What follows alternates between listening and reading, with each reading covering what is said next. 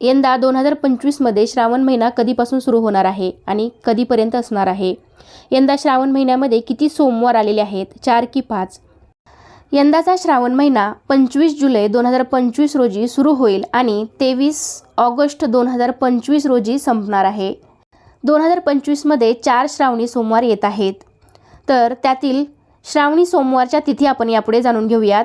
पहिला श्रावण सोमवार हा 28 जुलै 2025 रोजी असणार आहे आणि या दिवशी तांदूळ ही शिवामूठ आहे. दुसरा श्रावणी सोमवार 4 ऑगस्ट 2025 रोजी आहे आणि शिवामूठ तीळ आहे.